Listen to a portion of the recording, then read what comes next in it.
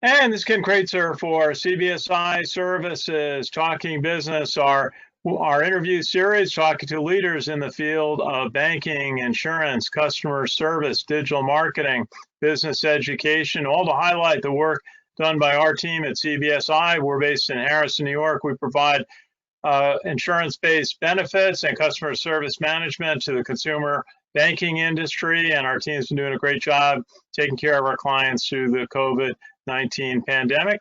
And we're very glad to talk to a highly respected public relations executive today, and that is Andrea Pass. Operates her own public relations company, has tremendous experience in the field. Andrea, how are you today? Hi, Ken. Thanks so much for having me. Our pleasure. Good to talk with you. And maybe if to start, maybe just tell us a little bit about your company and the services that you provide. Well, Andrea Pass Public Relations is a solopreneurship. I'm very excited to have launched my own company about 2.5 years ago, and I focus on securing press coverage for clients. So by getting that press coverage, meaning coverage in radio, TV, newspapers, magazines, podcasts, blogs, you are increasing awareness of your business, of your service, of you as a thought leader, or your consumer product or your book, because you're getting third-party editorial endorsement. So all day long, I'm pitching the press to secure press coverage for my clients so that they're in the news, they're in the headlines, and they can keep that information on their websites, use it in their social media, and stay relevant. Very good. And you've worked a lot in television. You've placed segments on Good Morning America, the Hallmark Channel, Fox and Friends, Ellen DeGeneres. So tell us a little bit about your work on broadcast. Well, I think that there are so many different mediums, and we're all absorbing press and content in different places. And when it comes to television, it's certainly tough to secure those TV segments. It's certainly tougher during our COVID pandemic times, because if your topic isn't related to something in the news, they're not listening as much. But I think that those segments are important because when you do a TV interview, you can reuse that interview, like I said, as a sales tool for what you do. And it gets you those eyeballs. The challenge with the TV interview is you don't have that click through. So if the story appears online or you're doing a video content interview, there is that website link right there to your website, so people can click through. So TV interviews are a lot of work, a lot of fun, a lot of great results. And it's part of what I do. So over the years, I've had fun stories being in the green room on TV sets with my clients and with many celebrities. But the bottom line was they were able to use these clips over and over again to show their brand. Well, certainly today the technology has changed, and you and I both remember the introduction of email and how revolutionary that was for public relations. No more having to put releases into the mail, and then just improvements such as in recent years, mobile phones and smartphones. What have been some of the big technology innovations that you've been able to utilize to take your client's message to the public? Well, I think just going backwards and sharing with you, a funny story. I started my PR career at the CBS radio division in New York City. I was going to be the next Dan Rather. And back in those days, I would type the press release on my IBM Selectric typewriter. If I made a mistake, I wasn't allowed to use whiteout, so I'd have to start again. And then I would take that press release to the fax room with a list of instructions on who it had to get faxed to.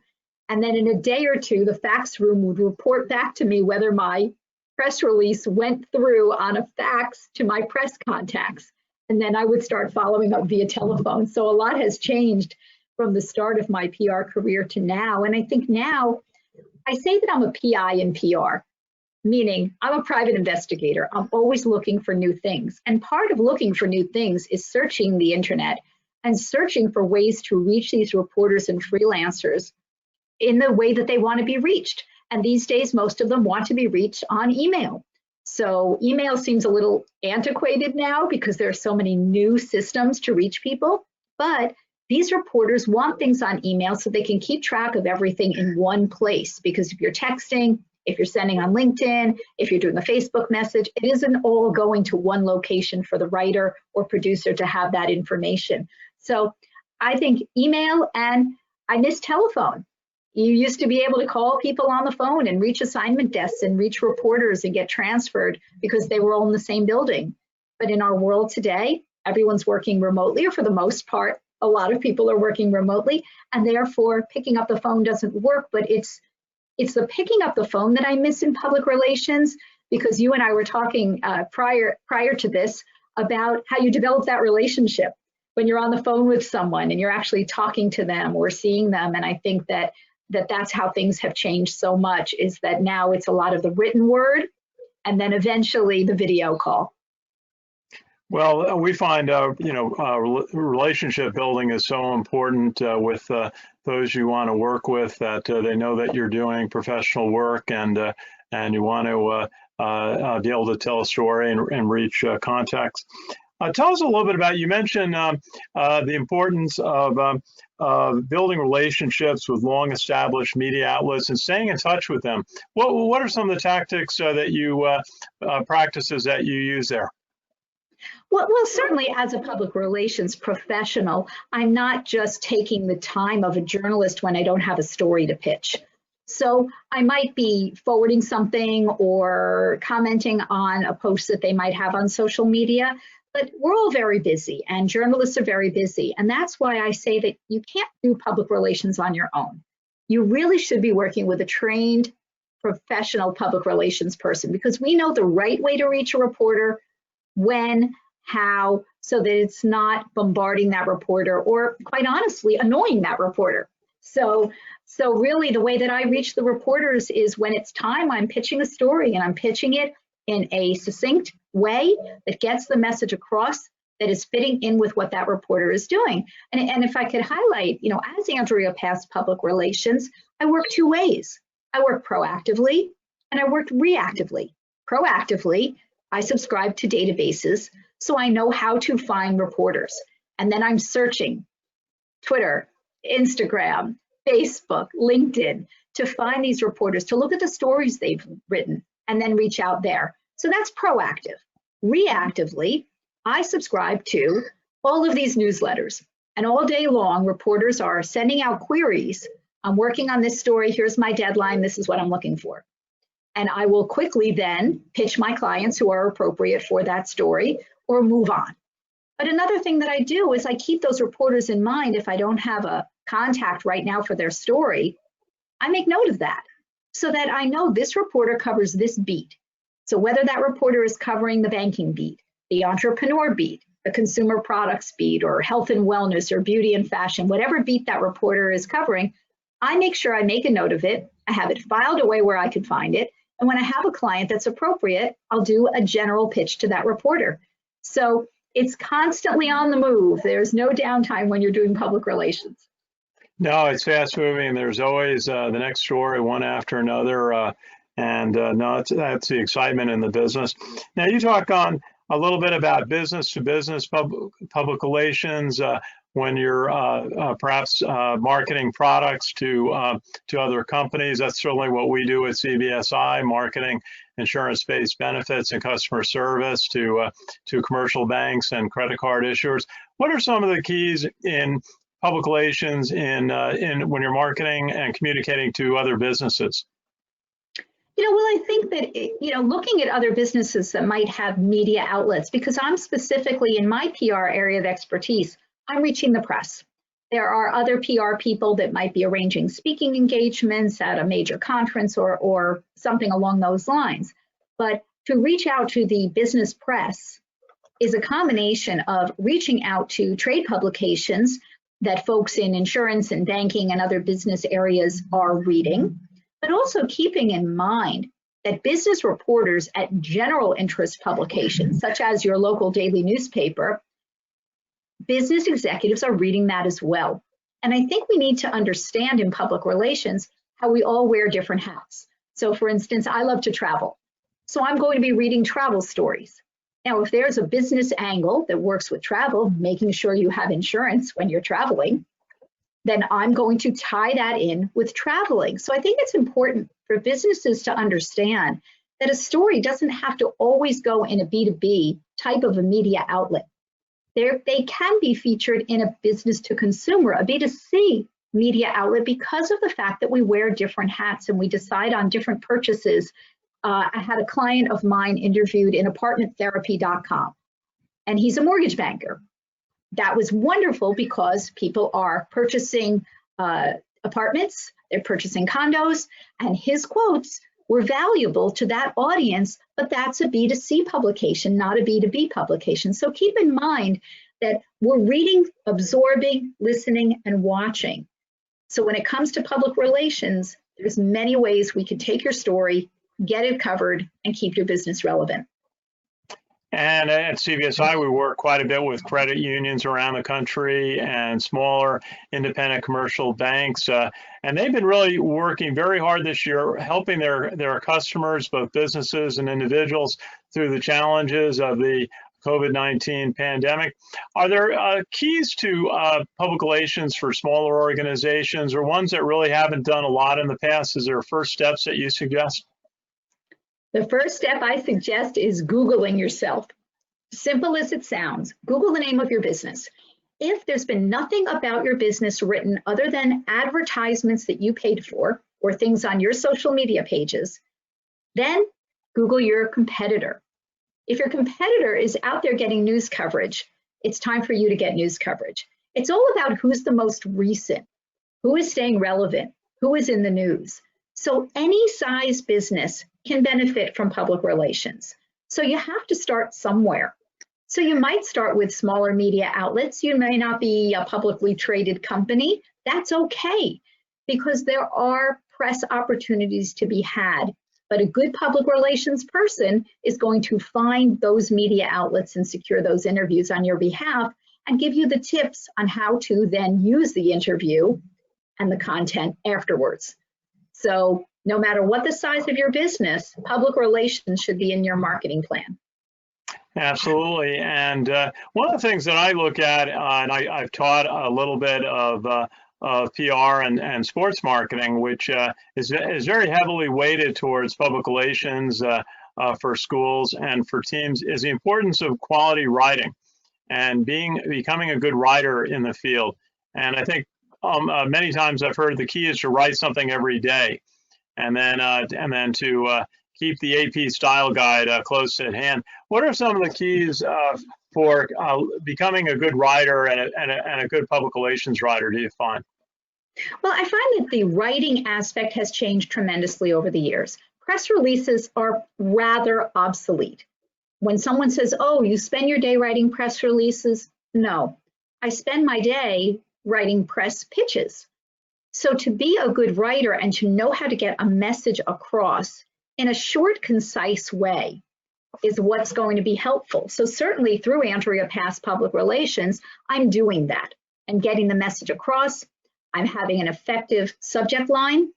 And when it's time to move on from that story, I move on from that story again with words. So by learning what our words are and what the story angle is, and that stories always change in our constantly, here's the word, pivoting world, that word that is just driving me crazy this year, but we're all pivoting.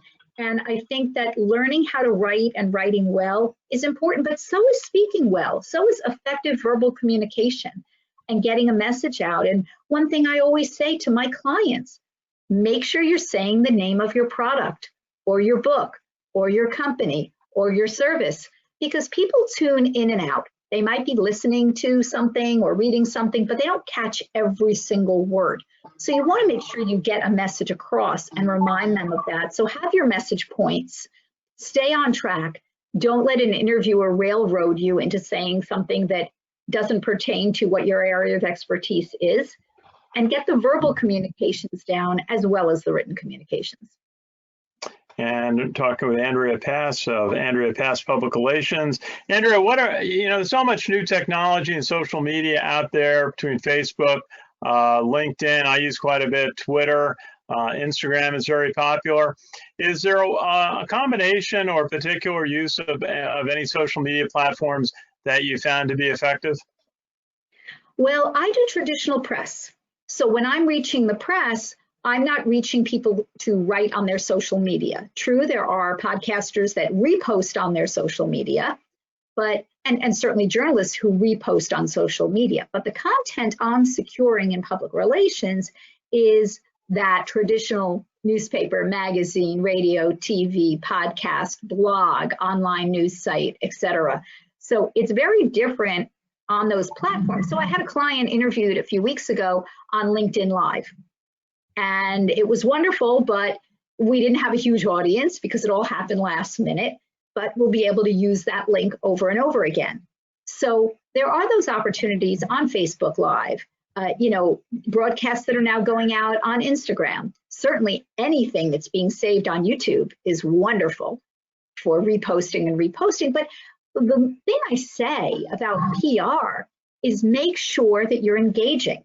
So once that article appears, and it appears then online, or you put it online, make sure that your customers, your family, your friends are commenting, engaging, liking, sharing. That's the name of the game. We've come into that world of you tell two people and so on and so on and so on. Word of mouth marketing is now word of social media marketing, and public relations is an important aspect, because when you have those stories and those interviews that you're posting on social media, that's increasing your brand awareness. It all comes back full circle. Very good. Now, obviously, the last 6 months have been dominated by the COVID pandemic, and businesses have really had to change. Many businesses have been badly affected: restaurants, airlines, hotels, so many in the travel and entertainment space. Some businesses have been doing well. E-commerce has done very well. Grocery stores are doing well. What have been some of the public relations practices that you've been recommending to your clients during this very unique period? I recommend that you've got to be in it to win it. I tell my clients, continue your PR, continue doing interviews. Let's continue doing product reviews or book reviews. Let's get the message out there, because it may not be the front page of the Wall Street Journal, but it's a review in a parenting publication. If you have a book that targets parenting, or it's a mention on insurance in a business publication or a consumer publication. There's so much press to be had that even when the pandemic, there's ways to get a story. Now, keep in mind, if there's breaking news tomorrow and you were scheduled to do an interview tomorrow, it's very possible that'll get postponed, but be flexible and think of different ways to get the story out there. An effective public relations person will help get that story molded and help get that story out there so it benefits you and your business. Very good. And Andrea, maybe one last question today. What are some of the industries that you've been able to serve to generate public relations for? Maybe a couple of past successes that you're very proud of. Oh, well, I'm very active in the direct response industry, used to be called the as seen on TV products industry, and where I met my colleague who you've interviewed, Ava Seavey, and we're working on infomercials on consumer products and bringing those as seen on TV, but wait, there's more products to market. So I'm very proud of the work I've done in that industry over the years, securing TV coverage, print coverage, online coverage, and driving sales for those products. I've represented Chef Wolfgang Puck, who was a joy to work with. He remembers all of my food allergies, which is just hysterical. And we've been able to really talk about his products over the years and new things that he's doing that make him stand out, in the business. I'm currently working with an at-home inventor from Austin, Texas. She created some consumer products, and because of all the press that I got for her and the relationships I was able to build for her, her product is now in HomeDepot.com.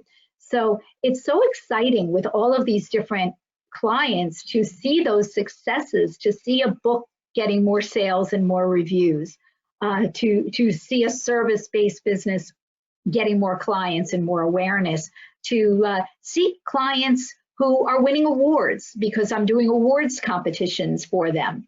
And there are so many wonderful success stories that, it's funny, Ken, I'm like a little kid in a candy store. Anytime one of my press placements come out, I am giddy with joy. I cannot wait to then send that placement to a client. So today I had a bunch of placements, sent those to the clients. They were already up on their social media pages. Yesterday, the same thing. Next week, the same thing. So it's so exciting to know that I worked on something, it came to fruition, and now it's in the client's hands to be able to use it in their marketing. Well, that's terrific. Now I got to ask you one more question that you brought up about award shows. I was actually on a conference call this morning about one in the direct marketing field. There's so much attention and concern and about converting conferences or award shows to and other events to an online format. And it's a real challenge. There's technical challenges. There's also designing what kind of format works and will keep an audience. Is there some basic advice that you have for organizations that are going to have to shift events from live to virtual? The advice that I have, if you are going to shift an event that was once a live event to a virtual event, is do some research first. Know your audience. Know what their time frame is. Will they stay tuned to a full 1 hour lecture? Or should the lecture be 30 minutes with Q&A afterwards? So understand your audience before you change your platform. One example is I happen to sit on I chair the workshop council of the Performance Driven Marketing Institute. And every year they have, trade shows that they're involved with. So what they did this past week was they did inventor pitchathons on webinar. And they worked it out, it was beautifully done. I tuned in for quite a number of them, that each inventor that was presenting had a video first. And then there was a Q&A from the panel. And then there was a chat room that people who were watching could ask questions. So it moved along very smoothly. So make sure if you're doing something on the computer, it has to move smoothly.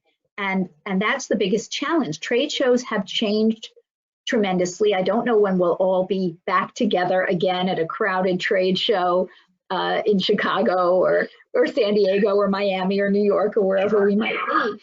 But understand who your audience is before you start planning. That's important. And get the word out by marketing it using public relations, advertising, and social media to make sure that you have attendance. But know that the attendance will drop off. And how many times, I'm sure you will feel the same as I, have you signed up for something and you weren't able to log on? And something else came up, you had a client situation, you had to work on a work situation, so you didn't end up signing into that event. So, most people feel, okay, you get a decent percentage, but don't just plan a virtual event. Do a lot of research and make sure you have almost a producer to produce that virtual event so that you know it's going to go smoothly and that someone is behind the scenes doing the technology for you. But get the word out. Public relations should be an important part of that event as well. Absolutely. I think that's a growing field of technology supporting online conferences right now. And your points are well taken about the planning that needs to go into it and the smooth delivery. I think the other thing is that you often create a video which has lasting value and may be able to be seen by a larger audience over a wider geographic space and also over time than maybe might have been able to attend the event live in the first place. Any final thought for us today? Oh my goodness. I love public relations. When you do something you love, you've never worked a day in your life. So when I started Andrea Pass Public Relations, I never thought I would do this, and I love it. I don't think I've ever been happier, even in our crazy world. So I love what I do, and I'm always looking to meet new people and new companies who are looking for public relations outreach. So I say to your audience, if you're working with a small business, a bank, an insurance company, a consumer products company, an author, etc., please feel free to reach out to me to have that talk about how public relations could benefit your contacts and your businesses to help grow awareness and sales. Andrea Pass, the CEO of Andrea Pass Public Relations, based in New Jersey. Great to talk with you today. And I just want to do thank you to our friend who introduced us, and that is Ava Seavey, who is the CEO of Avalanche Creative in New York. Is a good friend of ours from the Direct Marketing Club of New York. So, Andrea, thank you very much. Really good to talk with you today. Thank you, Ken. I truly appreciate the time. Our pleasure. This is Ken Kraetzer for CBSI Services, highlighting our team in Harrison, New York. We serve the consumer banking industry. So hope everyone has a good day, and thank you for watching, and we'll do this again soon. Thank you very much.